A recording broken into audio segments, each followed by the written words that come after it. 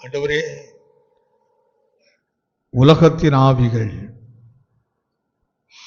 அசுத்த ஆவிகள், இப்படி பலவிதமான வல்லமையினால் சிறைப்பட்டு இருக்கிற எங்களை நீ விடுதலை கொடுக்க வேண்டும் என்று நாங்கள் உடைய முகத்தை நோக்கி பார்க்கிறோம். நீ விடுதலைகள் கொடுப்பீராக. ஒரு புதிய ஆண்டுக்கு நாங்கள் ஆயத்தப்படுத்திக் கொண்டே இருக்கிறோம். சிறைப்பட்டவர்களாய் உள்ளே நுழையாதபடிக்கு விடுதலை அடைந்தவர்களாய் உள்ளே பிரவேசிப்பதற்கு கர்த்தர் எங்களுக்கு உதவி செய்வாராக. கர்த்தர் எங்களை நடத்துவாராக. ஆண்டவர், இப்பொழுது எங்களோடு பேசும், நாங்கள் கேட்கட்டும். இயேசுவின் நாமத்தை ஜெபிக்கிறோம் நல்ல பிதாவே, ஆமென். நாம் தொடர்ந்து இந்த மாதம் முழுவதும் ஓபேத்தையும் ஓபேத்துக்கு உண்டான எல்லாவற்றையும் கர்த்தர் ஆசீர்வதித்த என்பதையும், அதை ஆசீர்வதிப்பதற்கு ஒரு முக்கியமான ஒரு காரணம், அந்த உடன்படிக்கையின் பெட்டி அந்த வீட்டுக்கு கடந்து போனதினாலும் அது நிமித்தமாக கர்த்தர் ஆசீர்வதித்ததை நாம் எல்லாரும் விளங்கி கொண்டு வருகிறோம். குறிப்பாக அந்த பெட்டிக்குள் இருக்கிற 3 காரியங்கள். அதில் ஒன்று தேவன் கொடுத்த மன்னா, 2வது தேவ ஆலோசனைப்படி, தேவனுடைய திட்டத்தின்படி 12 கோத்திரங்களில் உள்ள கோல், அதிலே ஆரோன் கோல் துளித்தது, அந்த துளித்த கோலை உள்ளே வைக்கப்பட்டது. 3வதாக மோசைக்கு கற்றுக் கொடுத்த கற்பனைகள் அல்லது நியாயப்பிரமாணங்கள். இந்த நியாயப்பிரமாணத்தையும் அந்த பெட்டிக்குள் இருந்தது. இந்த 3ம் அதற்குள் இருந்தபடியினால் அது பூரணமடைந்து அந்த பெட்டி போகிற இடமெல்லாம் ஆசீர்வதிக்கப்படுகிறது. அது எந்த இடத்திலிருந்தாலும் தோல்விகள் ஜெயமாக மாறும். சத்துருடைய வல்லமைகள் எவ்வளவு பெரியதாக இருந்தாலும் அதை லேசாக இதை சுமக்கும் போது சுமக்கிற பிள்ளைகள் ஜெயிக்கிறார்கள்.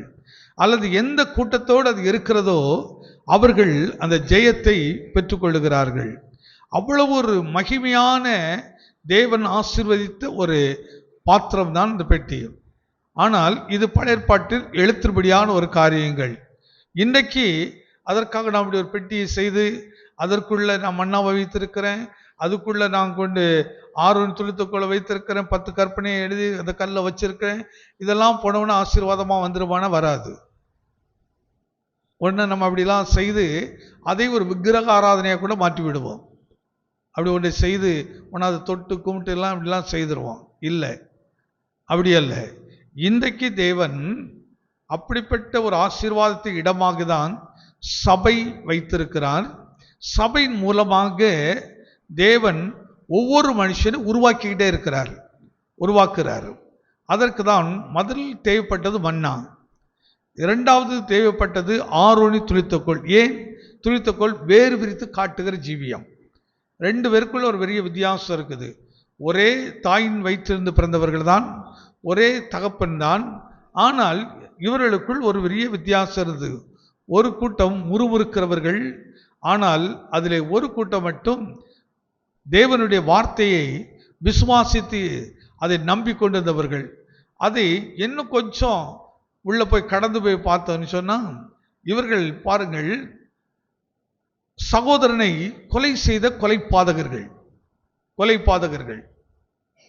இந்த 12 கோத்திரத்தை பார்க்கிறோம், எப்படிப்பட்ட கோத்திரங்கள்லாம் என்று. அதிலே அன்றைக்கு யோசேப்பு என்கிற ஒரு மனிதன், கடந்த வாரத்தில் ஈவினிங் சர்வீஸ் சொன்னேன், யோசேப்பை தன் துளிருக்கு ஒரு அடையாளமாக ஆரோனின் கோல் துளித்தது என்று சொல்கிறோமே, அதற்கு முன்பாக யோசேப்பு அதற்கு ஒரு நல்ல அடையாளமாக இருந்தார். சாட்சி ஜீவியம். ஏன்னா அந்த ஆரோனின் கோல், இந்த 12 கோத்திரத்து கோல் எங்கே இருந்தது என்றால் தேவனுடைய ஆலயத்தில் சாட்சியின் கூடாரத்தின் அந்த இடத்தில் தான் வைக்கப்பட்டது. அங்கே இருந்துதான் சாட்சிகள் எழும்ப முடியும். அப்போ சபை இன்றைக்கு கர்த்தருக்கு சாட்சிகளாக இருக்கிறது. அது சபைக்குள் வருகிறவர்கள் எல்லாம் ஒரு சாட்சிகள். நாம் இந்த ஊவில் இதோ 10-15 பேர் போல நான் வந்தேன் போனும் என்பதில்லை. ஒவ்வொரு மனிதர்களை குறித்து தேவன் ஒரு நோக்க வைத்திருக்கிறார். ஒவ்வொரு அடையாளங்களாக வைத்திருக்கிறார், சாட்சிகளாக வைத்திருக்கிறார். அதனால் சாட்சியின் பெட்டிக்கு முன்னாடி நாம் நிற்கணும், சாட்சியின் கூடாரத்துக்குள்ளே நிற்கணும்.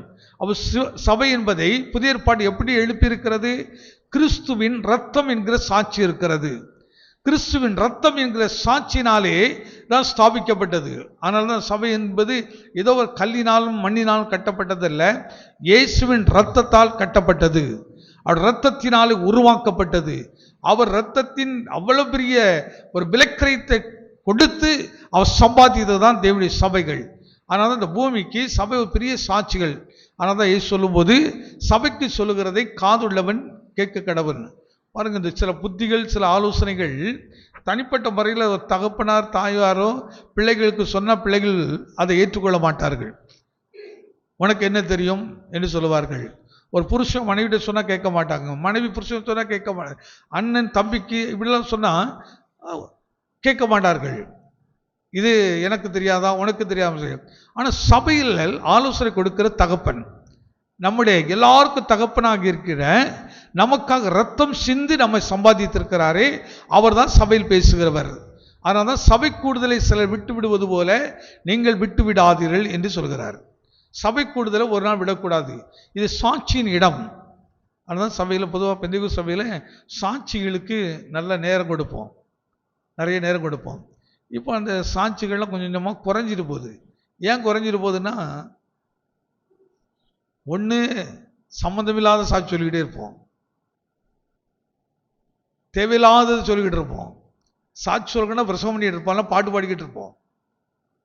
கர்த்தர் இந்த வசனம் எனக்கு என்ன செய்திருக்கிறது, கர்த்தர் ஒவ்வொரு வாரமும் எனக்கு பேசும்போது அந்த வசனம் என்னை எப்படி மாற்றி இருக்கிறது என்ற அந்த சாட்சி சொல்லுகிறது இல்லை, அந்த சாட்சி சொல்லுகிறது இல்லை.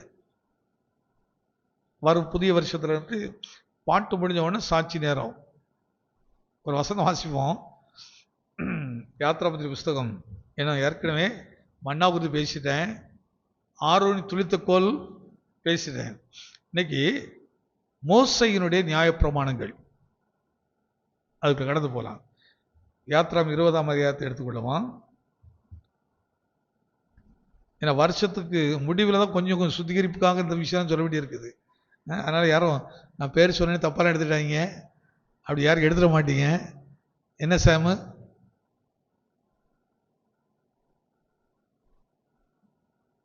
வாசிக்கலாம் 1 தேவன் பேசி சொல்லிய சகல வார்த்தைகளும் ஆவன.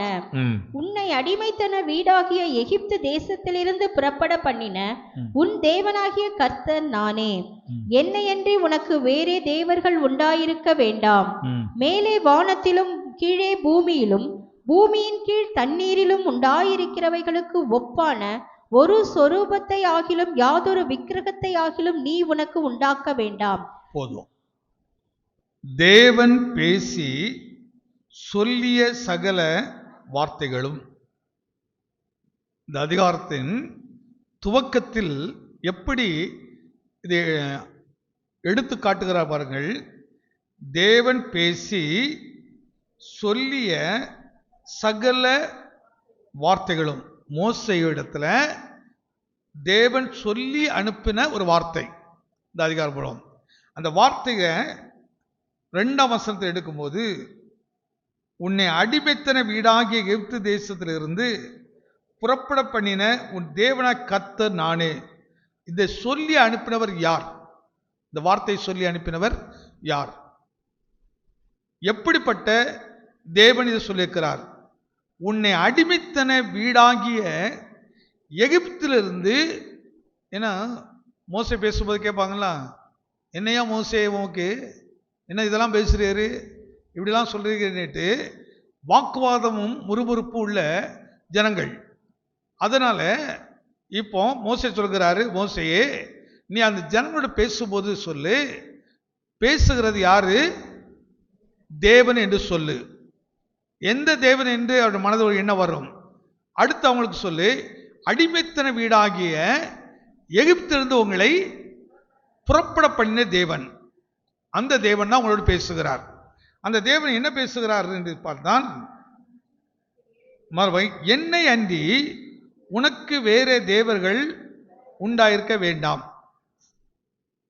என்னை அன்றி உனக்கு வேற தேவர்கள் உண்டாயிருக்க வேண்டாம். இப்போ ஒரு கேள்வி வருது, ஆமா இதுல என்ன தப்பு இருக்கு, என்ன மாற்றம் இருக்குது? எனக்கு அவர் தான் தேவன், நாங்க எல்லாரும் அவர் தானே தேவன் என்று நம்புகிறோம். அவர் இல்லாமல் வேற ஒன்றும் எங்களுக்கு தேவன் இல்லையே. அவர்தான் உங்கள் தேவன் என்றால் ஏன் அந்த தேவனுடைய வார்த்தைக்கு கீழ்ப்படிய முடியல? அந்த வார்த்தைக்கு ஏன் செவி நமக்கு கொடுக்க முடியல? அந்த வார்த்தையை நம்ப முடியல? அப்போ அவர் தான் பேசுவார். அப்போ அவர் பேசுவார் என்றால் நாம் எவ்வளவு சீக்கிரமா ஆயத்தமாகணும்? உங்கள் என்ன விருப்பப்படி அவர்தான் உங்கள் தேவன் என்பதை நீங்க நம்பினால், அவர்தான் உங்கள் தேவன் என்பதை விசுவாசித்தால், நம் ஆராதனைக்கு ஒரு நாளும் இவ்வளவு தாமதமாக மாட்டோம், இவ்வளவு கேர்லஸா இருக்கவே மாட்டோம். அவர்தான் என் தேவன் அப்படிதான் வாசிக்குவான். சிலருடைய நேரம் எப்படி ஆகுதுன்னு சொன்னா, எழுந்திருக்கிறதுக்கு சிலர் 7 மணி 8 மணி தான் எந்திரிப்பாங்க. என்ன கிளாஸ் 8 மணிக்கு தான் எந்திரிச்சிட்டு, ஓ இன்னைக்கு ஞாயிற்றுக்கிழமை சரி, அப்போ கூட கொஞ்சம் அவசரமா கிளம்ப மாட்டோம், மெதுவா பல்ல விளக்கிட்டு மெதுவா எடுத்து.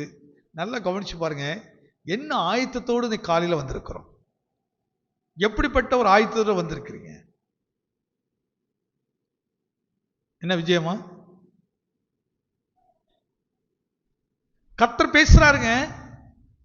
இங்க பேசுறது ஏசுராஜோ ராஜனோ இந்த ஊழியக்காரர் கிடையாது, அவர்கள் ஒரு கருவி, அவ்வளவுதான். ஆனா பேசுகிறது கர்த்தர், தேவனுடைய வார்த்தை. அதனாலதான் இயேசு சொன்னார், அவர்கள் சொல்லுகிறபடி செய்யுங்கள், ஆனா அவர் செய்கிறபடி நீ செய்யுங்க. ஏன்னா அவர்கள் அங்க நிப்பாட்டுவேன், நான் பேசுவேன். அதனால அவர் சொல்லுகிறதை நம்புங்கள், அவர் சொல்லுகிறதை நம்புங்கள். தேவனுடைய சபையில கர்த்தர் பேசுகிறாரு. அப்போ மோசே இடத்துல இப்ப கர்த்தர் ஒரு விசேஷ காரியத்தை சொல்லி அனுப்புகிறாரு. என்ன செய்வாய்? என்னை அன்றி வேற தேவர்கள் உனக்கு உண்டாயிருக்க வேண்டாம். இன்னைக்கு நிறைய தேவர்களை நம்ம மனதில் வச்சிருக்கிறோம். சிலருக்கு வயிறு தான் தேவன். காலையில் எந்திரிச்சு 4 இட்லி உள்ள போடாம வரமாட்டோம். அது இல்லைன்னா கையெல்லாம் நடுங்கும், படபடப்புலாம் வந்துடும், அப்படிலாம் வந்துடும். சிலருக்கு ஏதாவது ஒன்று பண்ணி வைக்கலாம். இல்லைங்க, அது உனக்கு தேவன், அந்த தேவன் உனக்கு விக்கிரக ஆராதனை. விக்கிரகமா? எனக்கு ஒரு சின்ன சந்தேகம் வந்துச்சு, விக்கிரக ஆராதனை எப்படி உள்ள வந்துச்சு? எப்படி உள்ள வந்துச்சு? முதல்ல கர்த்தர் தான் வானத்தை உண்டாக்கினா, பூமி உண்டாக்கினா, மனுஷன் உண்டாக்கினா, எல்லாம் உண்டாக்கினாரு. எப்படி உள்ள வந்துச்சு?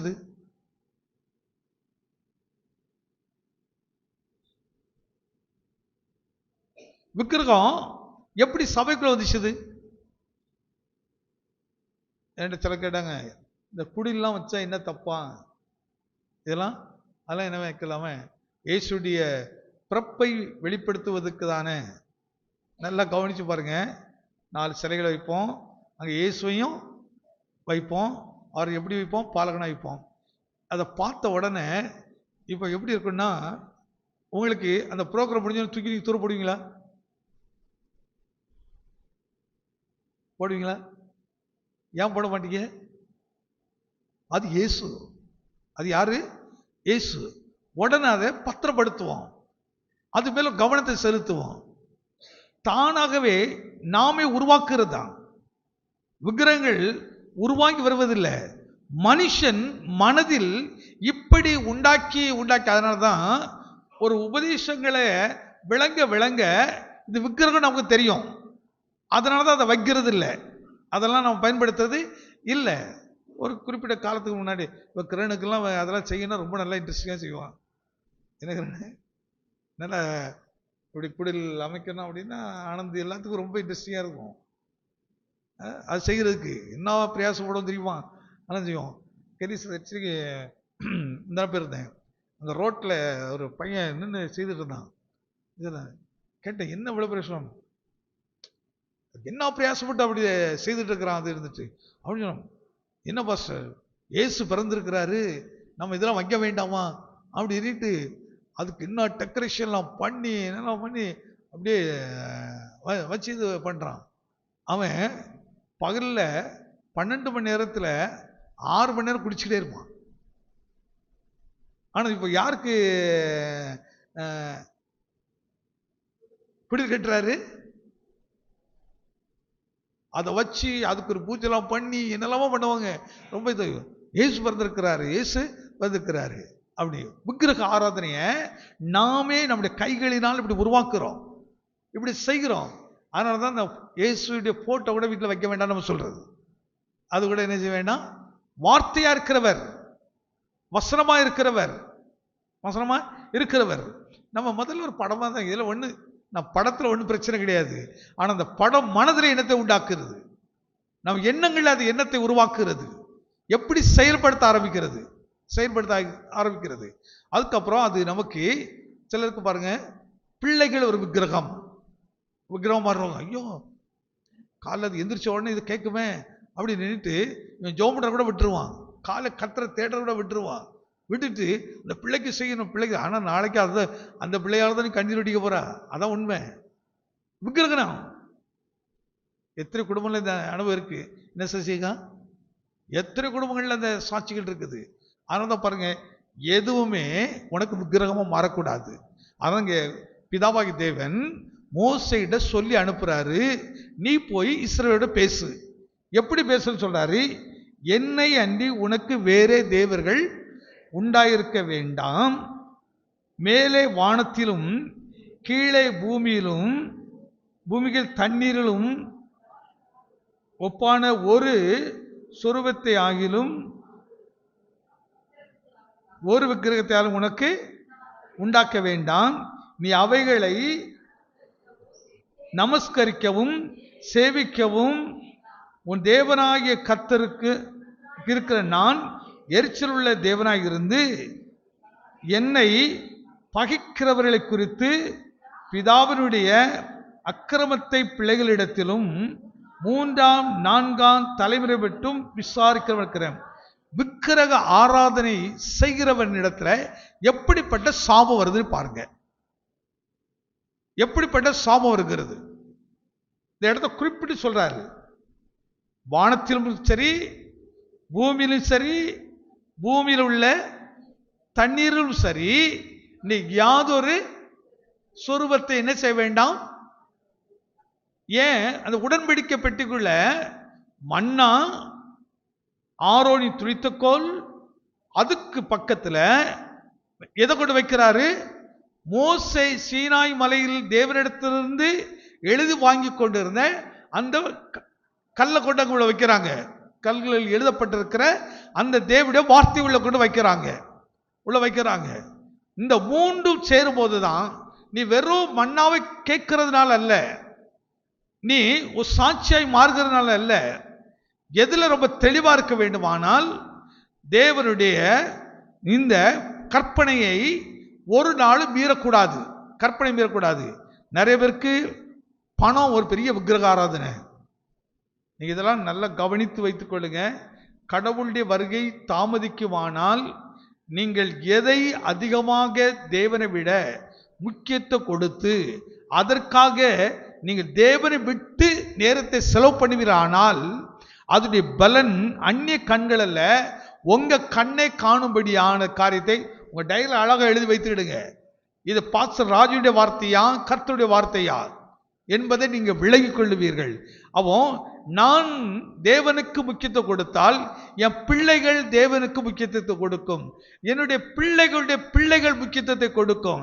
அதற்கு பதிலாக அதனால எந்த சூழ்நிலை பாருங்க, உன் உறவோ உன் இரத்த சம்பந்தமோ உன் நண்பனோ யாராக இருந்தாலும் தேவனுடைய வார்த்தையை அல்லது தேவ சமூகத்தில் உட்கார்கிற நேரத்தை அவர்கள் திருடாதபடிக்கு, அந்த நேரத்தை நீ தேவனுக்கு கொடுக்க வேண்டிய நேரத்தை தேவனுக்கு கொடுக்காமல் நீ உன் உறவுகளுக்கு கொடுப்பாயானால் விக்கிரவான உறவுகள், விக்கிரக ஆராதனைக்கு இணையான ஒரு காரியங்கள் அவைகள். அது நண்பராயிருக்கலாம், பெற்ற தாயா இருக்கலாம், தகப்பனா இருக்கலாம், யாராக வேணாலும் இருக்கலாம். என் தாய் பிள்ளைக்கு விக்கிரகமாக மாறிடக்கூடாது, பிள்ளைக்கு தாய் விக்கிரகமாக மாறிடக்கூடாது. அப்ப எந்த இடத்துலையும் விக்கிரக ஆராதனை காரனை குறித்து பேசுது. நாம் 3ஆம் 4ஆம் அந்த வார்த்தை படிங்க கொஞ்சம் நல்லா சத்தமா. நீ அவைகளை நமஸ்கரிக்கவும் சேவிக்கவும் வேண்டாம். உன் தேவனாகிய கர்த்தராய் இருக்கிற நான் எரிச்சலுள்ள தேவனாய் இருந்து என்னை பகைக்கிறவர்களை குறித்து பிதாக்களுடைய அக்கிரமத்தை பிள்ளைகளிடத்தில். என்னை பகைக்கிறவர்கள் யார் பகைக்கிறவர்கள்? ஒரு விக்கிரகத்தை உண்டாக்கி அதை நமஸ்கரிக்கிறாய்ப்பார். ஒரு விக்கிரகத்தை நீதான் உருவாக்குற மனதில். பிசாசு கொண்டு வரல, இதெல்லாம் கொண்டு வரலங்க, நீதான் அன்புன்னு சொல்ற. அதுக்கு நான் உங்களை ரொம்ப நேசிக்கிறேன், அந்த நேசத்தில் குப்பையில் கொண்டு போட்டுருங்க, அந்த அன்பை குப்பையில் கொண்டு போட்டுரு. அது உனக்கு விக்கிரகத்தை உண்டாக்குது, உனக்குள்ள ஒரு விக்கிரக ஆராதனை உருவாக்குகிறது. இப்படிப்பட்ட காரியங்களை எத்தனை பேர் ஜெயிச்சிருக்கிறீங்க? ஒரு நபர் காட்டுங்களேன், ஐயா தேவனுக்கு உரிய நேரத்தில் நான் ஒரு நாளும் மற்றக்கு இடம் கொடுத்ததே இல்லை. இப்போ குறிப்பாக 8 மணிக்கு நமக்கு சர்வீஸ் நேரம், கர்த்தருடைய நேரம். இந்த நேரத்தை நம்ம எத்தனை பேர் கரெக்டாக தேவனுக்கு கொடுத்துருக்குறோம்? அவர் அந்த நேரத்தை தேவனுக்கு கொடுக்கல, நம்ம ஏதோ ஒரு விக்கிரகம் தானே கொடுத்துருக்குறோம். தூங்கினியா அது உனக்கு விக்கிரம், வீட்டில் இருந்து வேலை செய்தியா அது உனக்கு ஒரு விக்கிரம், அல்ல யாருக்கிட்டே உட்காந்து பேசியிருந்தே அது ஒரு விக்கிரம். ஒரு விக்கிரகத்தை உனக்குள்ள உண்டாக்கி இருக்கிறார். அப்போ ஓபேத்துடைய வீட்டை கர்த்தர் ஆசீர்வதிப்பதற்கு அந்த பெட்டி காரணம். அந்த பெட்டிக்குள்ள இருந்த விஷயம் 3 முக்கியமானது. அதுல 3வது காரியம் மோசே நியாயப்பிரமாணம். அப்போ நியாயப்பிரமாணத்தை மீறுவது என்னது? பாவம் என்று சொல்லுது. அப்போ இந்த நியாயப்பிரமாணத்தை நாம் எந்த அளவுக்கு எப்படி நம்ம அதை கை கொள்கிறோம் கொஞ்சம் கவனித்து பாருங்கள். இதெல்லாம் கிறிஸ்தவர்கள் ரொம்ப தெளிவா ஒரு புது வருஷத்துல போறீங்க. அந்த வருஷத்துக்கு போறதுக்கு முன்னாடி இந்த விக்கிரக ஆராதனை உனக்குள்ள இருக்குதா? நீ விக்கிரகம்னா ஒரு ஏதோ இந்த கடவுளா அந்த கடவுளா வச்சிருக்க, அது வீடு நின்று இல்லை, உன் வீட்டுக்குள்ளே விக்கிரகத்தை வைத்திருக்கிறாய், விக்கிரகத்தை வச்சிருக்கிறாய். யோசித்து பாருங்க. 8 o'clock கர்த்தருடைய நேரம், நீ இந்த நேரத்தை கர்த்தர் கொடுத்தியா? இந்த நேரத்தை எவ்வளவு நேரத்தை விக்கிரகத்தை கொடுத்துட்டு வந்திருக்கிறீங்க? எவ்வளவு நேரத்தை விக்கிரகத்தை கொடுத்துருக்கீங்க? என்ன சுதா, என்ன பேச மாட்டேங்கிறீங்க?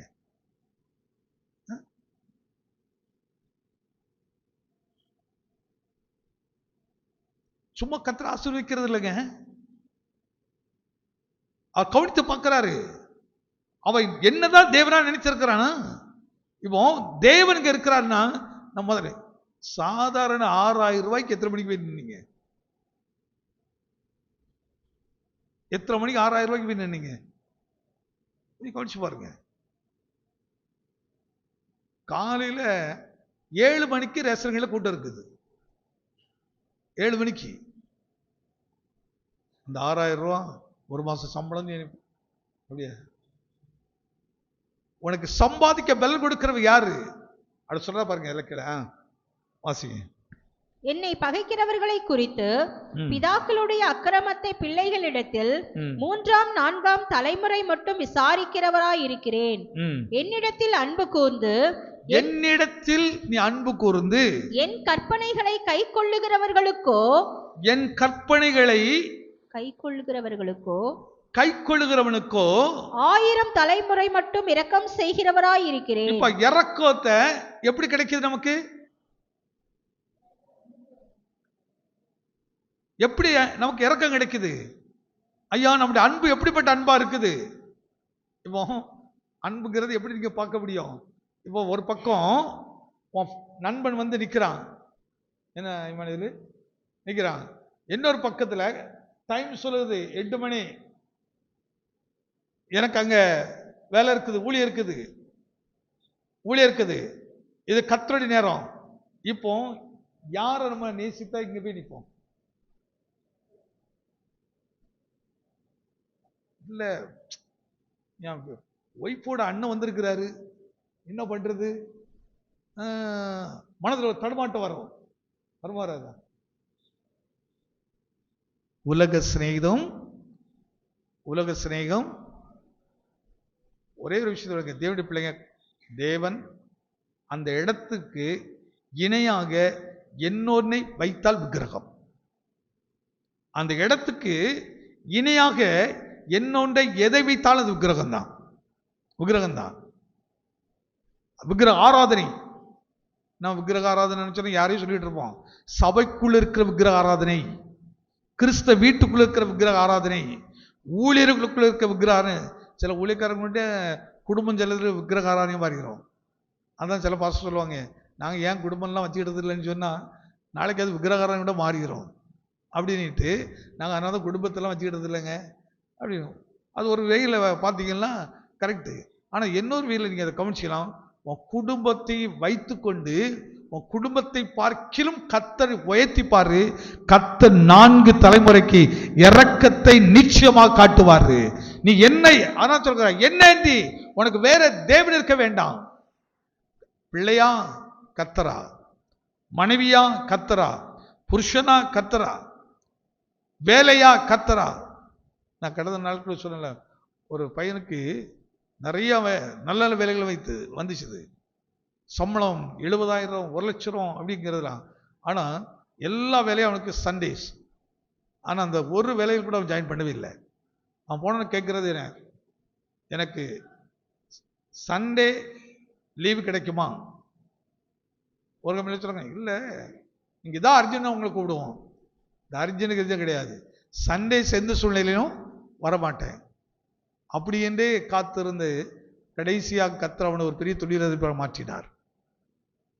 அவனை அன்னைக்கு வேலை கொடுக்குற இடத்துக்கு கொண்டு போனார். அவ்வளோ வைராக்கியம், அவ்வளோ ஒரு உண்மை. நான் கர்த்தருடைய நாளில் இன்னொரு வேலை செய்தால் எனக்கு விக்கிரகாது விக்கிரகம். எங்க எத்தனை பேருக்கு இந்த துணிச்சல், மன தைரியம் தேவையில்லாக்கலாம் துணிச்சலை காட்டுவோம். தேவனுக்காக வைராக்கியம் நின்றவர்கள் எத்தனை பேர். அப்போ மோசே இடத்துல கர்த்தர் கொடுத்த அந்த நியாயப்பிரமாணத்தின் முதல் பகுதியை கவனிச்சு பாருங்க. முதல் பகுதியை அவர் எப்படி எடுக்கிறார் பாருங்க. தேவன் மோசையோடு சொல்லி எல்லாம் சொன்ன வார்த்தை, தேவன் சொன்ன வார்த்தை. அது என்ன சொல்லி அனுப்புறாரு?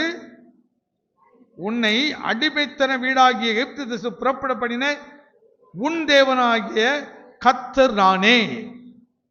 தன்னை எப்படி அறிமுகப்படுத்துறாரு? நீ இப்படி பேசி சொல்லு. அடுத்து சொல்றாரு, என்னை அன்றி உனக்கு வேற தேவன் உண்டாயிருக்கவே வேண்டாம். அடுத்த உறுதிப்படுத்துறாரு, எந்த சூழ்நிலையும் மனதில் எழுதி வைத்துக்க, என்னை அன்றி உனக்கு வேற தேவன் உண்டாயிருக்க வேண்டாம்.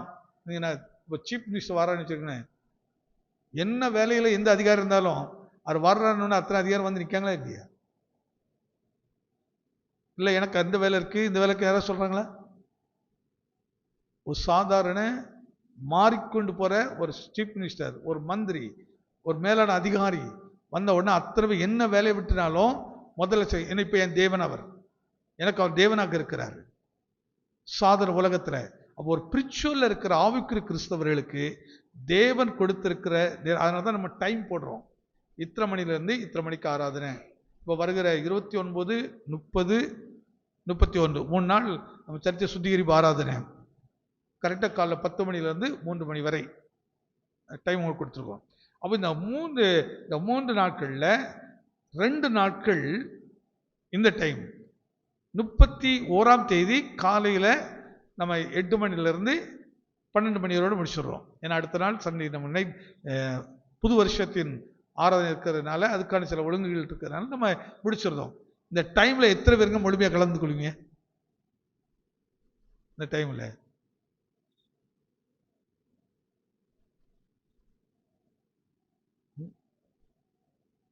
எத்தனை பேர் இது முழுமையாக கலந்து கொள்வீங்க?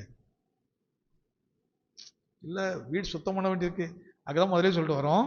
இப்போ சுத்தம் பண்ணுற வேலை முடிச்சிருங்க, பர்ச்சேஸ் பண்ணுற வேலையை முடிச்சிருங்க, பலகாரம் செய்கிற வேலையை முடிச்சிருங்க. என்னென்ன வேலையை இப்போலாம் பலகாரம் செய்துட்டு இருக்க வேண்டியது இல்லைங்க. நான் பரமேஸ்வரர் கேட்டால் நீங்கள் காசு கொடுத்தீங்கன்னா அழகாக செய்து கொடுத்துருவாங்க.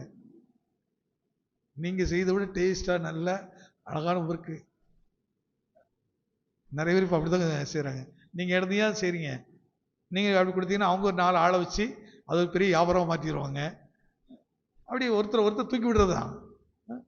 நானே கடந்து செய்வேன் அப்படின்னு செய்துட்டு இருக்காதீங்க.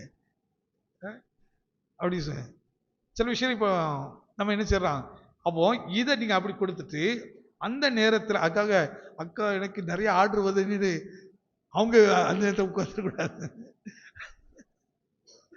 அவங்க ஒரு பிளான் பண்ணணும். சரி, அதுக்கு முன்னாடி நான் என்னெல்லாம் செய்யணுமோ செய்துட்டு, இப்படி ஒருவருக்கு ஒருவர் புத்தி சொல்லி நாம் நினைச்சிருவோம். தேவ பயத்தை வளரணும், தேவனை உயர்த்தி வாழணும். அவர் தான் என் தேவன், அவருக்கு உண்பா நம்ம எல்லாரும் பயந்திருக்கணும்.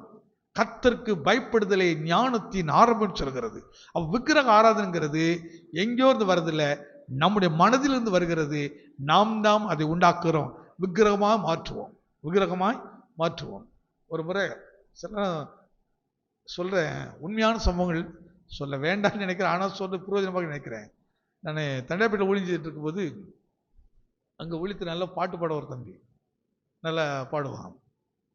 நல்ல சபையில் முதல் ஆளாக இருப்பான், எல்லாம் இருப்பான். கொஞ்ச நாளைக்கு அப்புறம் அவன் ஒரு பெண்ணோடு பழக ஆரம்பிச்சான். இப்போ அங்கே அப்புறம் 9 மணிக்கு தான் சர்வீஸ். 9 மணிக்கு இந்த பொண்ணு 9 மணிக்கு அது வேலைக்கு போகிற ஆள், புரஜா பண்ணி. இவன் கரெக்டாக 8:30 இருக்கிற ஆள் இப்போ 9:10 9:20 இப்படி வர ஆரம்பிச்சான். நான் கேட்டேன், என்னாச்சு வர உன் நிலைமை இப்படி மோசமாயிட்டு இருக்குது அப்படின்னா, இல்லை ஃபஸ்ட் அந்த வேலை இருந்தேன். அதுக்கப்புறம் விசாரித்தது அப்புறம் தெரியுது, இவர் போய் அவங்கள கொண்டு விட்டுட்டு வரக்கு லேட் ஆகிடுது. ஏதாவது சில 10 நிமிஷம் தான் 20 நிமிஷம் இப்படி ஆயிடுது. இவன் பாருங்க, இப்போ யாருக்கு விக்கிரகம் எப்படி மனதில் வந்துச்சுது? ஒரு ஸ்திரீ இவனுக்கு விக்கிரமா மனதில் உண்டாகினான். இப்போ கடவுளை பார்க்கலாம், கர்த்தர் கொடுக்க நேரத்தை பார்க்கலாம். யாருக்கு நேரத்தை முதல்ல கொடுக்குறான்?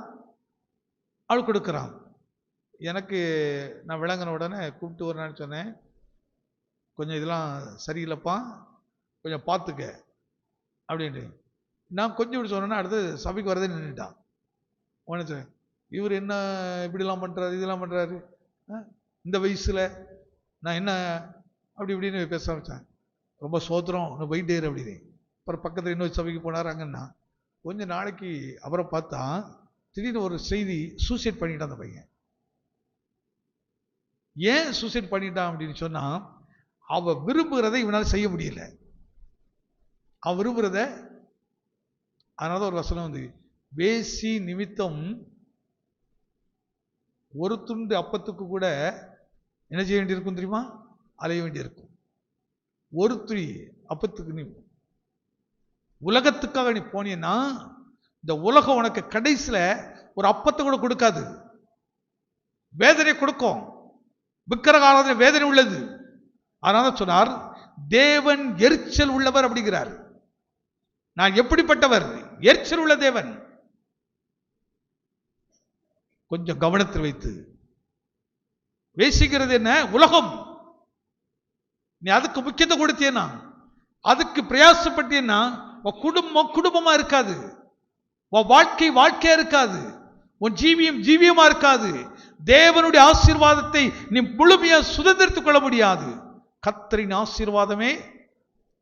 பழைய ஏற்பாடை பின்பற்றுகிறவர்கள் இதை கொஞ்சம் ஜாக்கிரதையா கவனித்து பாருங்க. அப்போ இந்த பெட்டிக்குள்ள இருந்தது மோசேக்கு கற்றுக் கொடுத்த 10 கற்பனை. அப்ப அந்த கற்பனையினுடைய நோக்கம் என்ன? அந்த கற்பனை எதுக்கு கொடுக்கிறாரு? என்ன தவிர உன் மனதில் வேற எதுக்கு இடம் கொடுக்காத அப்படின்னா, உடனே ஒரு மனசு நமக்கு ஒரு என்ன கேள்வி, அப்படி என் குடும்பத்தை யார் நடத்துவான்? நீ புருஷனாக இருந்து உன் மனைவிக்கு செய்ய வேண்டியது செய்யி, உன் பிள்ளைக்கு செய்ய வேண்டியது செய்யி, எதை எப்படி செய்யணுமோ, படிக்கிற பிள்ளைக்கு படிக்க வை, வேலை செய்ய வேலைக்கு செய்ய, ஒன்று உன் பிள்ளைகளுக்கு என்ன செய்யணுமோ செய்யி. ஆனா உன் தேவனுக்கு கொடுக்கிற நேரத்தை வீட்டுக்கு கொடுக்காத, உன் வேலைக்கு கொடுக்காத, மற்ற எதுக்கு கொடுக்காத. இந்த புதிய வருஷத்துக்கு போறதுக்கு முன்னாடி நம்ம இருதயத்தை கொஞ்சம் சுத்திகரித்துக் கொள்ளுங்க. ஒரு உடன்படிக்கை பெட்டியாக நம்ம மாறணும். அந்த உணர்வுக்குள்ள மாறுங்க, வந்துருங்க. வந்தீங்கன்னா உன் கால் வைக்கிற இடம்லாம் ஆசீர்வாதமா இருக்கும். நீ போற இடம்லாம் யோசிப்பு கொஞ்சம் கவனித்து பாருங்க. யோசிப்புடைய ஜீவியம் எப்படிப்பட்ட ஜீவியமா இருக்குவாங்க.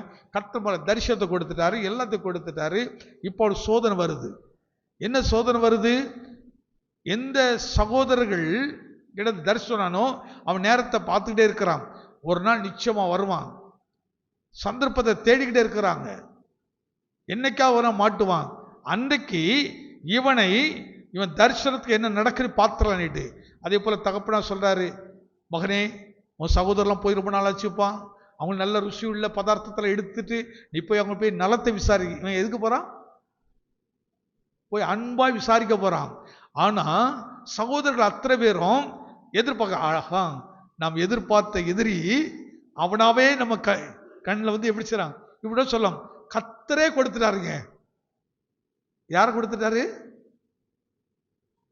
கர்த்தர் என் சத்துருவா என் கையில ஒப்பு கொடுத்துட்டாரு. இவன் சத்துருவா பேசுங்களேன். இவ யோசேப்பு இவங்களுக்கு சத்ருவா வந்து சிநேகிதனாக நேசித்து அன்புள்ளவனா வருகிறான். ஆனால் இவர்களோ அவனை சத்ருவாக நினைத்து அவனை தீர்மானம் பண்றான். இவனை கொண்டு ரத்தத்துல வஸ்திரத்தை தோய்த்து அப்பாவை ஏமாத்திடலாம் அப்படி நினைக்கிறான். ஆனா கர்த்தர் செய்ய நினைத்து தடைபடுவதில்லை. கர்த்தர் செய்ய நினைத்தது தடைபடுவதில்லை. உடனே ஒருத்த மனதில் கொஞ்சம் இறக்கத்தை கொடுத்தாரு.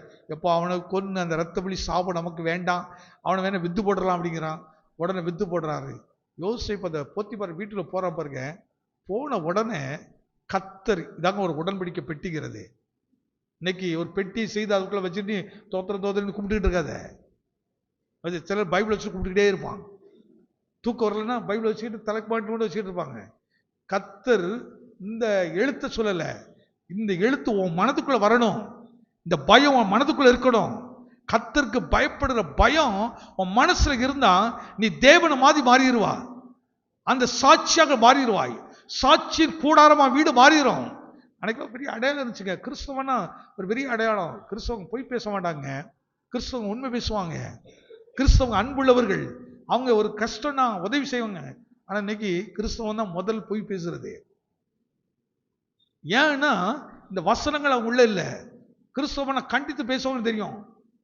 பாருங்க, எந்த பிள்ளைகள் படிக்க கூட எங்க சேர்ப்பாங்கன்னா கிறிஸ்துவ பள்ளிக்கூடத்தை சேர்க்கணுப்பாங்க. அங்க நல்ல ஒழுக்கத்தை சொல்லிக் கொடுப்பாங்க. இந்த கிறிஸ்டின் டீச்சர்ஸ் எல்லாம் பார்த்தீங்கன்னா அடி பின்னி எடுத்துருவாங்க. அவ்வளவு நம்பிக்கைக்குரியவர்களாக இருந்தார்கள். ஆனா இன்றைக்கு அப்படி இல்லை.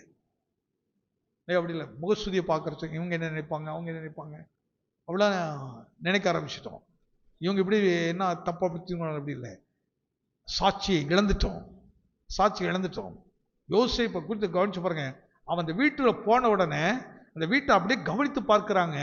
ஐயா, இந்த மனுஷன் நம்ம வீட்டுல வந்தாரியா, வந்ததுல இருந்து இந்த மனுஷன் தொடுகிறது ஆசீர்வாதமா இருக்கிறது.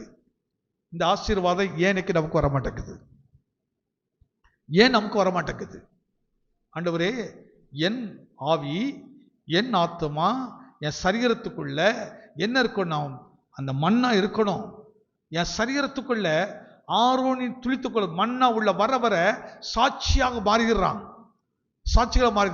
அடுத்து அந்த மண்ணா ஒரு மனுஷனுக்குள்ள வந்தவனை சாட்சி எப்படி மாத்துகிறதுன்றா அற்புதமா அவனை மாத்திருது. எப்படி தெரியுமா?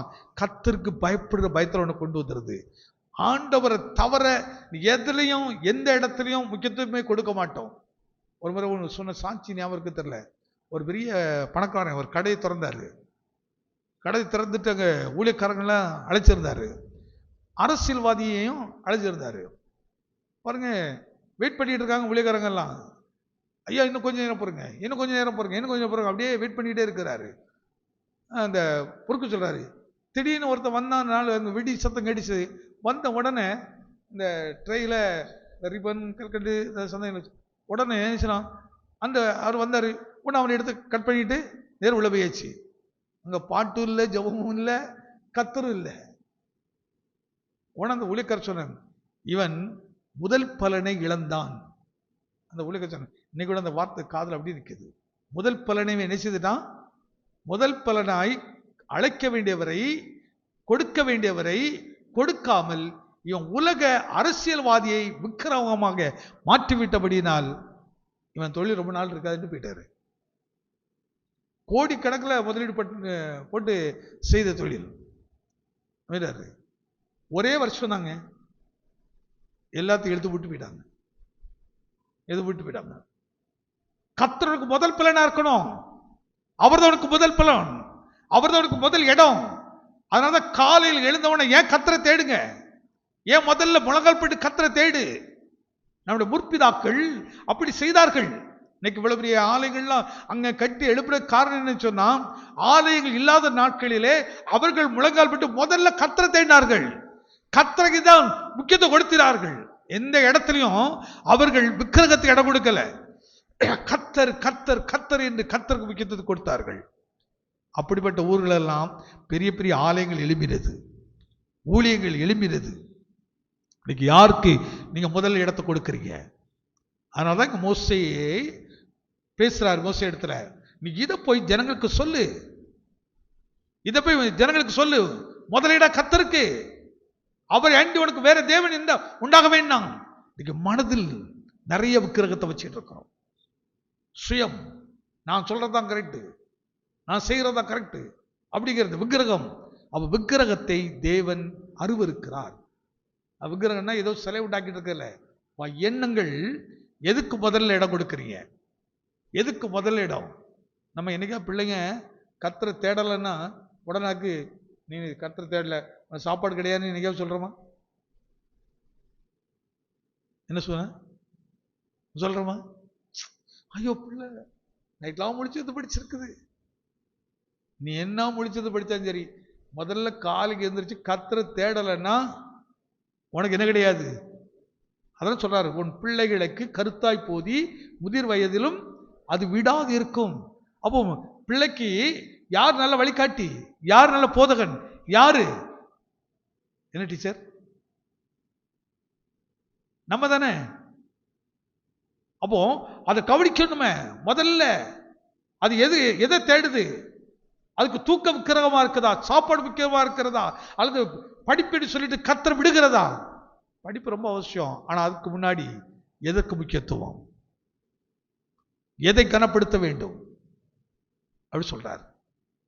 அப்போ என்ன என்று வானத்திலும் சரி பூமியிலும் சரி தண்ணீருக்குள்ளும் சரி யாதொரு சொரூபத்தையும் உண்டாக்க வேண்டாம், அவைகளை நமஸ்கரிக்கவும் வேண்டாம். அதுக்கு பதில் என்ன செய்தி சொல்றாரு அடுத்த வசனம், என்னிடத்தில் அன்பு கூறு. அப்போ அன்பு இருந்தா மட்டும்தாங்க நீங்க இயேசுவை உண்மையா நேசிக்கிறவங்களுக்கும் நேசிக்காதவங்களுக்குள்ள வித்தியாசம் அங்கதான் தெரியும். உண்மையான ஒரு அன்பு இருக்கும்போது, உண்மையான ஒரு அன்பு இருக்கும்போது, நாங்களாம் சின்ன வயசுல இருந்து கிறிஸ்துவ குடும்பத்தில் தான் வளர்ந்தோம். ஒரு நாள் கூட இந்த சர்ச்சு ஆரம்பிக்கிறதுக்கு முன்னாடி சபையில் இருப்போம். சின்ன வயசுல வீட்டில் துரத்துவாங்க, மணியாவது பாட்டு போடுறாங்க அப்படின்ன உடனே ஓடுவோம், எல்லாம் இருக்கும். அந்த பழக்கம் பாருங்க இன்றைய வரையும் நெல்லை மாவட்டம் கன்னியாகுமரி மாவட்டம் இங்கெல்லாம் இது ரொம்ப கவனமாக செலுத்துவாங்க. இந்த பிள்ளைகளை ஆலய காரியங்களில் ரொம்ப ஜாக்கிரதையா இருக்க சொல்லுவாங்க.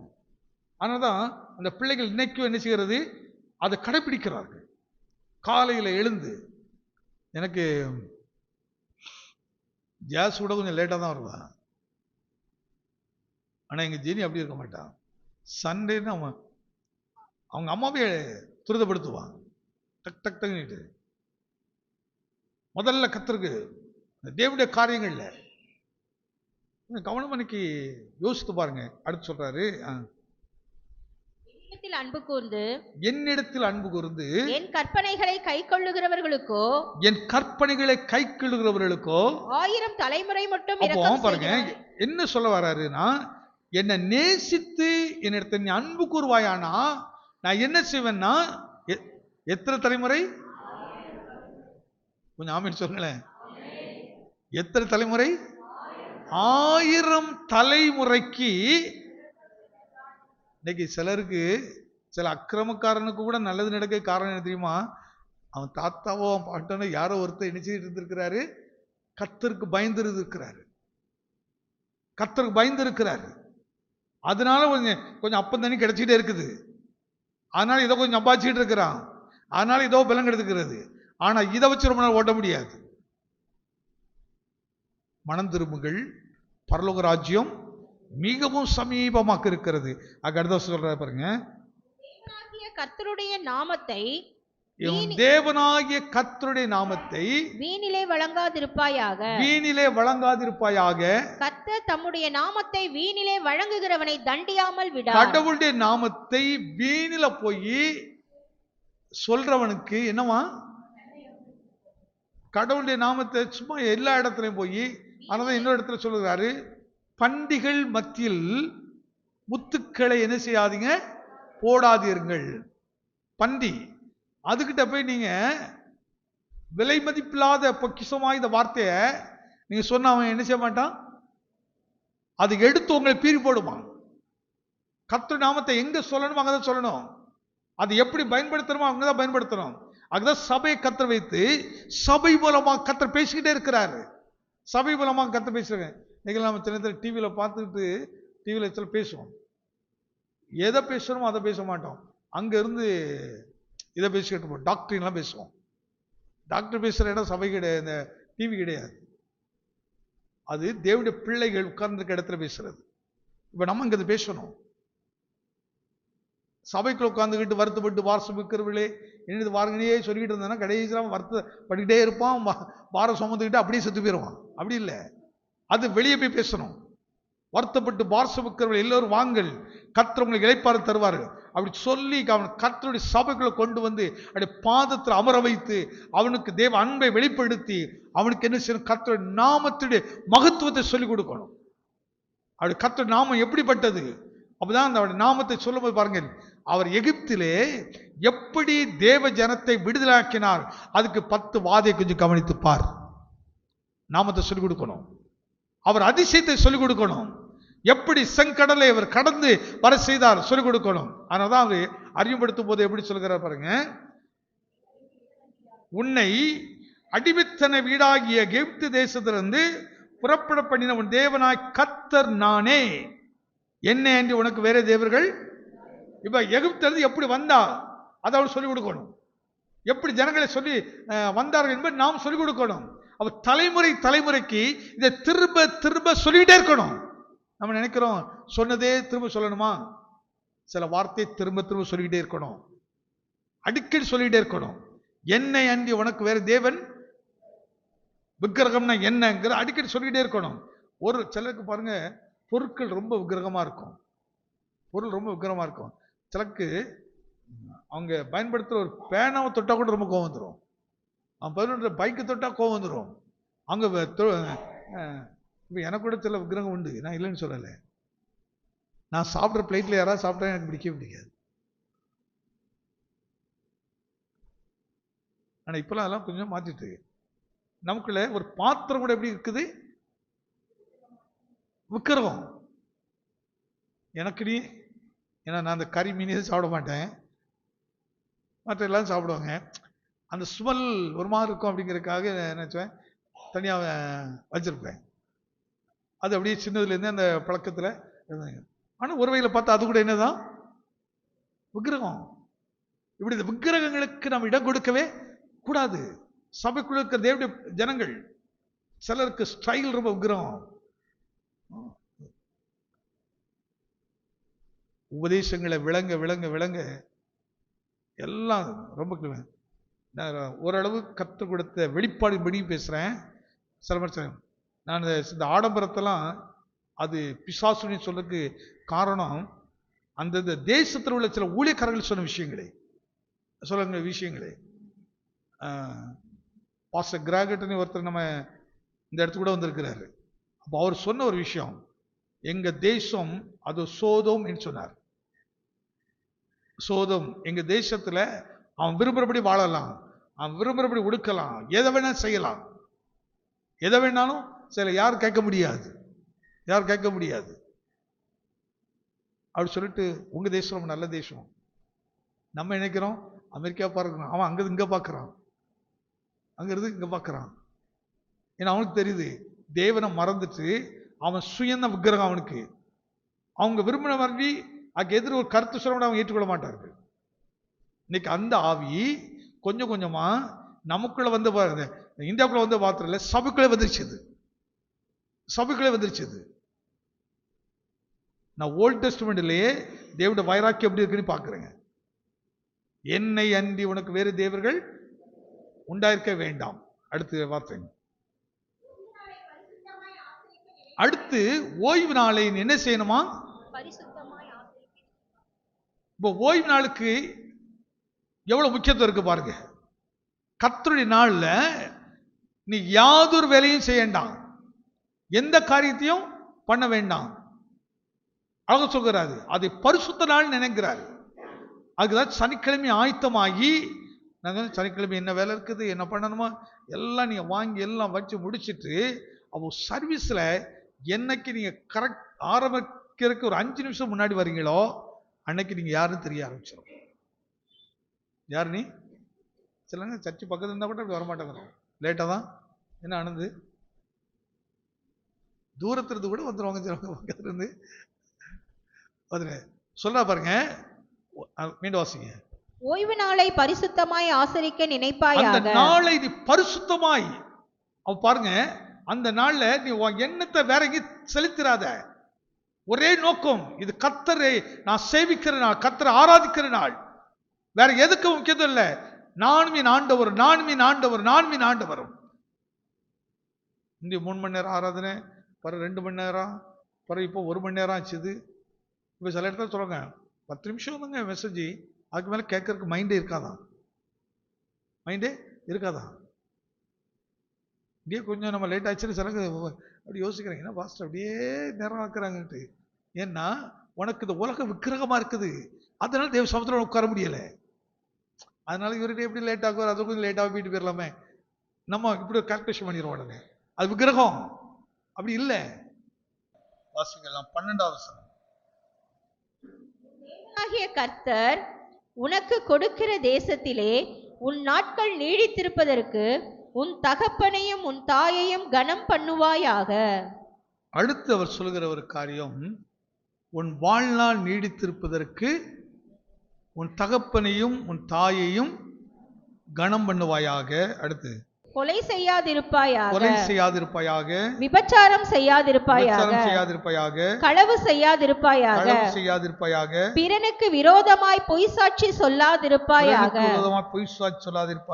பிறனுடைய வீட்டை இச்சியாதிருப்பாயாக. ஒண்ணுனா சொல்லிட்டே வராரு. இதுல எத்தனை விஷயம் நம்ம விக்கிரகமா இருக்குது. இந்த பிரமாணம் சும்மா இந்த பெட்டி ஆசீர்வாதமா இருக்கல. அப்ப இன்னைக்கு ஒரு மனிதன் ஆசீர்வாதமாய் மாறணும்னா இப்படி ஒவ்வொரு காரியத்தையும் ஜெயிக்கணும். இப்படி ஒவ்வொரு காரியத்தில இருந்து நம்ம விடுதலை அடைய வேண்டும். ஒவ்வொரு காரியத்திலும் மனம் திரும்ப வேண்டிய இருக்குது.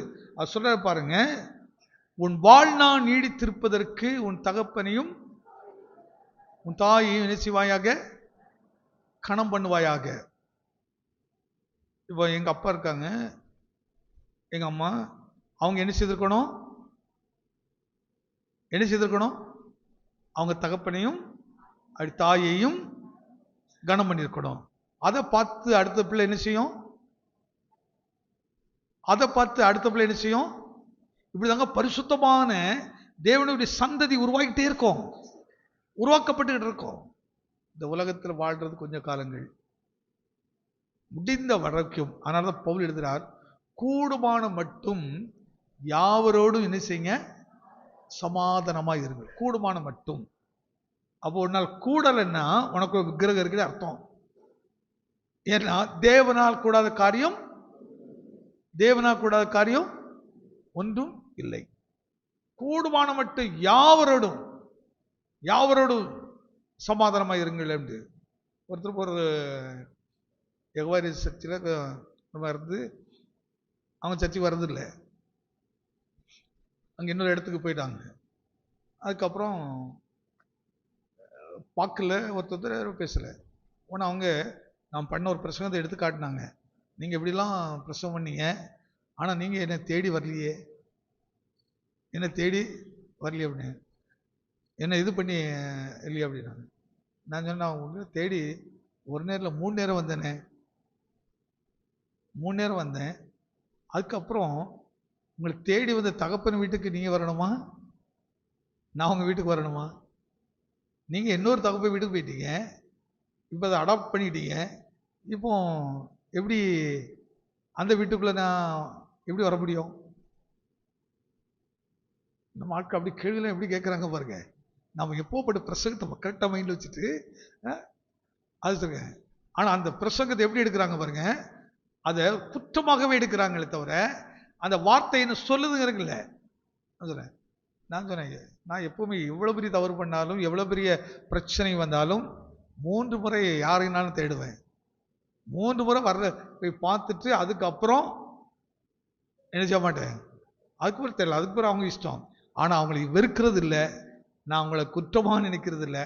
அது சரி, அவங்களுடைய பாடு, அவ்வளோதான். அதுக்கப்புறம் போய் அவங்கள போய் நின்றுக்கிட்டு கெஞ்சிற பழக்கம் எனக்கு கிடையாது. சொல்கிற பழக்கம் உண்டு, புரிய வைக்கிற பழக்கம் உண்டு. ஆனால் அதுக்கப்புறம் போய் நான் என்ன செய்யறது இல்லை, இது பண்ணிட்டு இருக்கிற போராடுற பழக்கம் எனக்கு கிடையாது. எதில் போராடணும் தெரியுமா? தேவ சமுத்திரம் மட்டும் போராடணும், அவரிடத்துல மட்டும் தான் போராடணும். அதுக்கு பிறகு அது உங்க இது. அந்த வார்த்தையில சொன்ன உடனே பாருங்க, அவங்களுக்கு அதுக்கு பதிலே சொல்ல முடியல. சாரி நான் வந்து நீங்க வந்தியை தேடி என்னைக்காவது நான் வீட்டுக்கு வாசல் 3 நேரம் வந்தாரு, ஏதாவது விளக்கம் சொல்லணும் வந்திருக்கணும். நீ சரி, நீ என்ன எத்தனை தேடி வரல, ஜோசவந்தரையா போய் பார்த்துருக்கலாம், நிதானத்தை போய் பார்த்து பேசியிருக்கணும். உனக்கு என்ன மனது வார்த்தை இருக்குதானோ அதை நிதானம் பேசியிருக்கணும். அதெல்லாம் செய்யாம மனம் எப்படி பாருங்க. இது காரணம் அன்பில்லாதது, அன்பில்லாத ஒரு காரியம். நமக்கு ஒரு பெரிய தரிசனம் இருக்குது, எனக்கு கர்த்தர் கொடுத்த பெரிய வெளிப்பாடு, பெரிய தரிசனம். தேவனுடைய ராஜ்யத்துக்கு போற வழிய உனக்கு போதிக்கிறது கிருபை தருவேன் ஆண்டவர் சொன்னார். அதனால தான் மனுஷருக்கு எது பிரசவம் பண்றது இல்லை, இந்த மனுஷருக்கு ஆதாயத்தை தேடி பிரசவம் பண்றது இல்லை, யாரையும் சார்ந்து நின்று செயல்படுறது இல்லை. கர்த்தரும் நானும் தான், கர்த்தரும் நானும் தான். கரெக்டாக காலைல 3 மணிக்கு எழுந்திரிச்சேன், 6 மணி வரை பயில் படிச்சு தேவ சமத்திலே நின்று, வேற எதுவும் ப்ரிப்பரேஷன் இல்லை. என்னாவே என் ஆத்துமா சரித்து ப்ரிப்பேர் பண்ண தேவ சமத்தில் நின்று. அதுக்கப்புறம் என்னென்ன வேலைக்கு அந்த வேலைகளை அதுக்கு ஒரு பார்க்குறோம். அதுக்கு வரும் முதல்ல கர்த்தருக்கு தான் அந்த நேரம்.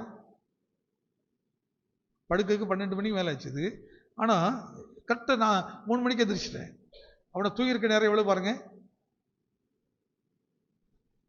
என்ன ஜானு, நம்ம காலைல 5 மணிக்கு சர்வீஸ் வர முடியல, எந்திரிக்க அவ்வளோ கஷ்டமாயிருது. நீ எப்போ வேணாலும் படு. அப்போ அன்பு இருந்துன்னா அந்த அன்பு உன்னை தூண்டும். நீ தேவ சமுத்திரம் போ, என்னை தேடு, என்னை தேடு. ஐயோ அவர் என் தேவன், அவர் என் பிரச்சனை அவர்கிட்ட தான் கொண்டு போக முடியும். அதனால உங்க பிரச்சனை மனுஷியிட கொண்டு போத, அவங்க இப்படி பண்ணிட்டாங்க, இவங்க இப்படி பண்ணிட்டாங்க, உன் பிரச்சனை கர்த்தரிடத்துல கொண்டு போ. அவர் விசாரிப்பார், அவர் கண்ணீர் துடைப்பாருங்க நிச்சயமா. அவர் கவலைகளை மாற்றுவாரு.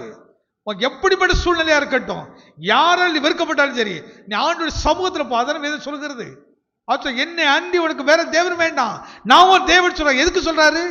உன் பிரச்சனை எதுவா இருந்தா, சூழ்நிலை எதுவா இருந்தா என் பாதத்துல வா, என் பாதத்தை அமர்ந்துரு. அதான் ஒவ்வொரு இடத்துல பார்க்கிறோம். அப்படி பாதத்தில் அமர்ந்திருந்தவர்கள் அப்படி கண்ணீர் துடைக்கப்பட்டது. அவர்களை வாழாக்க கர்த்தர் தலையாக்கினார். விழுந்து போனவர் உயிர்ப்பித்தார் கர்த்தர், மீண்டவருக்கு கனப்படுத்தினார். நம்ம அதுக்கு கற்றுக் கொடுக்கிறோம். நீ தேவ சமூகத்துல வா. ஊழியக்காரங்க இடத்துல கூட ஒரு பிரச்சனை சொல்ல வேண்டிய அவசியம் இல்லை. நீ தேவ சமூகத்துல வந்து ஒரு மணி நேரமா ஜெபம் பண்ணு. டெய்லி ஒரு 1 ஹவராவது அவர் சமூகத்துல வந்து, ஐயா என் வீட்டு பிரச்சனை எப்படி இருக்குது, என் குடும்ப பிரச்சனை இருக்கு, என் பிள்ளைகள் பிரச்சனை இருக்குது. சில நேரங்களில் சில பெற்றோர் பிள்ளைகள்லாம் கண்ணீர் வெடிக்கிறாங்க தெரியுமா, வெளியே சொல்ல மாட்டாங்க, வெளியே சொல்ல முடியல. ஐயா ஒரு நாள் இப்படி கீழ்ப்படிஞ்சிருந்த பிள்ளை நீ கீழ்ப்படியல, இன்னைக்கு எதிர்த்து நிற்கிறது. அன்னைக்கு ஒரு அம்மா சொல்கிறேன், ஐயா என் பையன் எங்க வீட்டுக்காரர் அடிக்கிறான், கிறிஸ்து குடும்பம், இப்போ வளர்ந்துட்டேன், அவர் பண்ற தப்பு தான், ஆனால் எப்படியா கை நிற்கலாம், அவன் இப்படி ஆகிட்டான். நான் ஒரே ஒரு வார்த்தை, நீ என்னைக்காவது உன் பிள்ளைய ஒழுங்கா சர்ச்சை கூட்டு வந்தியா? என்னைக்காவது சர்ச்சையில் ஒரு இதுல பண்ணியா? இல்லை. இன்னைக்கு அவனுக்கு உலகத்தின் பார்க்குறான், உலகத்தில் இருக்க மாதிரி நம்ம வீட்டுக்குள்ள இல்லை. அதனால கோபம் வருது, அவனுக்கு எரிச்சல் வருது. நான் அப்படி வாழணும், அப்படி இருக்கணும்னு விரும்புகிறான். நீ உலகத்தை காட்டாத, பரலோகத்தை காட்டு, பரலோக சமாதானத்தை காட்டு, பரலோக வழியை காட்டு, பரலோகத்துக்குரிய தேவனை காட்டு. இந்த தேவன் என்ன சொல்லியிருக்காரு பாரு. அதனாலதான் பிள்ளைகளை உட்கார வச்சு வசனத்தை கற்றுக் கொடுத்துட்டே இருக்கணும். ஒரு தாயும் தகப்பனதை செய்யணும். இரவும் பகலும் கர்த்தருடைய வேதத்தை தியானமா இருக்க மனுஷன் பாக்கியவான்னு சொல்றாரு. அப்ப பிள்ளைகளுக்கு அந்த கருத்தாய் எத்தனை பேருக்கு அதை போதிச்சுக்கிட்டு இருக்கிறோம்? நீங்க மாம்சத்தை குறித்து பேசுறீங்க, உலகத்தை குறித்து பேசிக்கிட்டே இருக்கிறீங்க. நீங்க பாருங்க, பிள்ளைகள்லாம் சில பெற்றோரே பிள்ளைகளை பாருங்க உலகத்துக்கு நேராக காட்ட விரும்புறாங்க, ஆடம்பரத்துக்குள்ள நடத்த விரும்புறாங்க. ரொம்ப நான் ஒரு தப்பா எடுத்துருங்க. நாங்க என் பிள்ளைகள் 2 பிள்ளைகளையும் தாத்தா பாட்டிக்கிட்ட கூட விட்டு வளர்க்கவே இல்லை. வேலை இருக்கும், எவ்வளவு தூரத்துக்கு போவோம், 2 பிள்ளை தூக்கிட்டே தான் போவோம், தூக்கிட்டே போவேன். தாத்தா பாட்டி ஊழியக்காரங்க நல்லதான் வளர்ப்பாங்க, ஆனால் அவங்ககிட்ட கூட கொடுத்து வளர்க்கறது இல்லை. சிலர்லாம் பிள்ளைகளை யார்கிட்டே விட்டுட்டு போவான், அதுக்கு அண்டதெல்லாம் சொல்லி கொடுத்து கடைசி பார்க்க பெற்றோருக்கு எதிர்த்தான் நிற்கும் அந்த பிள்ளைகள். அவனை பார்க்குறோம், இந்த உலகத்தில் அப்படிலாம் பார்க்குறோம். நீ கர்த்தர் தான் தெய்வங்க, பிள்ளைக்கு நல்லா சொல்லிக் கொடு, அவரே கற்றுக் கொடுங்க. பரப்பு ஆண்டு எப்படி இருக்குன்னு பாருங்க. உன் பிள்ளைகள் சாட்சிகளை அனுப்பார்கள், சாட்சிகளை அனுப்பார்கள். அதனால சில அதில் நல்ல வைராக்கியம் இருப்பாங்க. உன் பிள்ளைகளுக்கு கருத்தாய் போதிக்கிறல, ஆலயத்து வரும்போது பிடிச்சிட்டு வரணும். வந்து இன்னைக்கு என்ன சொல்லிக் கொடுத்தாங்க வீட்டில் போய் கேட்கணும். அந்த பிள்ளைக்கு சண்டே ஸ்கூல்ல இன்னைக்கு என்ன சொல்லிக் கொடுத்தாங்க கேட்கணும். அப்படி செய்து பாருங்க. அந்த பிள்ளைங்க என்னக்குறேன்னு அழுத உடனே நம்ம என்ன கொடுத்து சங்கடெல்லாம் வாங்கி கொடுத்துடுறோம். ஆனால் என்னைக்காவது இன்னைக்கு சண்டே ஸ்கூல்ல பிள்ளை என்ன வசதி சொல்லி கொடுத்தாங்க அதை கொஞ்சம் சொல்லுமா, அடுத்து அது கூட நீங்க 2 சேர்த்து சொல்லிக் கொடுங்க. அந்த பிள்ளைகள் கருத்தாய் வளரும் பாருங்க. ஆனால் இந்த நியாயப்பிரமாண புஸ்தகம் வாய் விட்டு பிரியாதிருப்பதாக எழுதியிருக்கிறபடி எல்லாம் செய்ய கவனமா இருக்கும்போது உன் வழியை வாக்கிய போடுவான், நீ புத்திமானாய் நடந்து கொள்ளுவாய். அந்த பிள்ளை புத்தியில தேவ புத்தியில வளருங்க, தேவ ஞானத்துல வளரும். அதனால என்னுள்ள கடுமையான காலங்க. இந்த உலகம் அப்படி ஆடம்பரத்துல வந்து சொல்லிச்சு நிற்கும், அதை எல்லாரும் இச்சிக்கிற மாதிரி நிற்கும், இச்சிக்கிற மாதிரி நிற்கும். நீங்க அதுக்கெல்லாம் ஜெயிக்கணும்னு சொன்னா அதுக்கு உண்மை நீங்க பிள்ளைக்கு சொல்லிக் கொடுக்கணும். ஏமா இது மாயை, இது வேஸ்ட், இதுக்குள்ள போகாத போகாத. எத்தனை எத்தனை இன்னைக்கு நல்ல ஊழியக்காரர்களுடைய பிள்ளைகளுக்கு கூட சாட்சி இழந்துகிட்டு இருக்காங்க தெரியுமா? கவனமாக இருங்க. நீ குடும்பத்தில் ஜோமனை வாங்கி, வீட்டில் பிள்ளைகளை ஜோமனை வைங்க. எத்தனை வீட்டில் பிள்ளைகளை ஜோமனை வைக்கிறீங்க? நான் இதெல்லாம் பிரசங்கம்ல ஆலோசனை சொல்லிக்கிட்டே வரேன். உங்க பிள்ளைகளை எத்தனை ஜெபிக்க வைக்கிறீங்க? கை வைத்து கட்ட மாட்டேங்கிறீங்க. என்ன சொல்லுங்க? ஆமா, அப்போ கை வைத்து ஒரு ஆமீன் சொல்லுங்க. ஜோமனை வைங்க. அதை ஜோமனா சாப்பாடு கிடையாது சொல்லுங்க. என்ன ஜோசுவா, என்ன ராணி அக்கா, முந்தைய பிள்ளைகள்லாம் நல்ல வசனம்லாம் சொல்லுவாங்க. இப்போ 6வது கரெக்டாக வரமாட்டாங்க பிள்ளைங்க. இப்பவே ப்ரிப்பேர் பண்ணிருங்க பிள்ளைகளை. டேய் இனிமே அடுத்த வருஷம் 8 மணிக்கு நீங்க தான் வந்து பாய் போடணும் சர்ச்சில். அப்படி பிள்ளைகளை சொல்லி சொல்லி என்ன செய்ய, என்ன ஜோசப்